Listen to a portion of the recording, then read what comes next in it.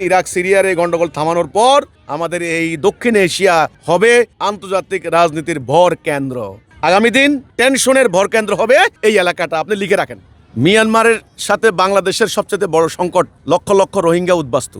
রোহিঙ্গাদের মধ্যে নানান ধরনের গোষ্ঠী গ্রুপ, সশস্ত্র গ্রুপ, তারা কিন্তু বাংলাদেশের থেকে ওখানে অ্যাটাক করছে। এটা কিন্তু বিরাট সংকট। এদিকে কিন্তু তারা করিডোর চাইছে, কিন্তু মানে সেনাবাহিনী, আমরা যত জানি বাইরের থেকে, আমরা তো আর ভিতরে খবর অতটা জানি না, বাইরের থেকে যতটুকু শুনছি আর কি, মানে সেনাবাহিনীর প্রতিরোধের কারণে সেই ওখানে তারা করিডোর দিতে পারে নাই। ওটা বলে মানবিক করিডোর, হ্যাঁ, হিউম্যানিটেরিয়ান প্যাসেজ যাকে বলা হয়। না, এটা মানবিক করিডোর না। ও খাবার ঔষধপত্র যাবে, নো নো নো নো, অস্ত্র যাবে, অস্ত্র। এই অস্ত্র কাকে দিবে? অস্ত্র দিবে সেখানে যে মুসলমানদের যে জায়গাটা দখল করেছে আরাকান আর্মি, তারা।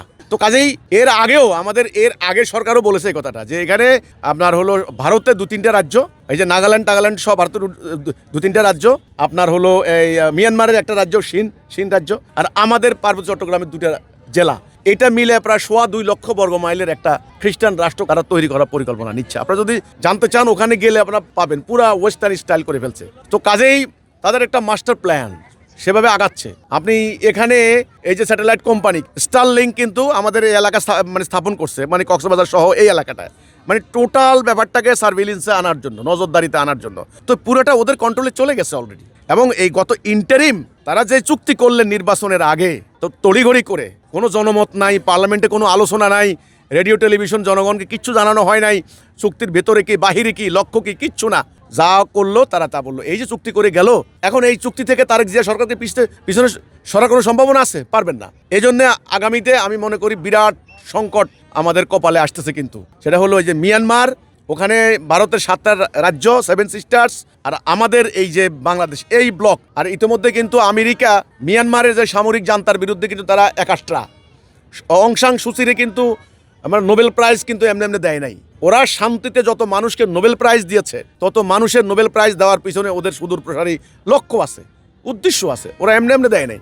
আপনার ভেনেজুয়েলার নোবেল প্রাইজ দিয়েছে মাসাদো নামে এক নেত্রীকে। ঠিক নোবেল প্রাইজ দেওয়ার উদ্দেশ্য হচ্ছে পুরো জাতির মধ্যে একটা মারামারি, একটা ডিভিশন সৃষ্টি করে দেওয়া, কোনোদিন জাতি যেন ঐক্যবদ্ধ হতে না পারে। ঠিক মিয়ানমারে তারা ওই অং সান সু চির, গণতন্ত্রের নেত্রী, সারা ওয়ার্ল্ডের মিডিয়া তাকে নায়িকা বানাই দিছে, গণতন্ত্রের নায়িকা।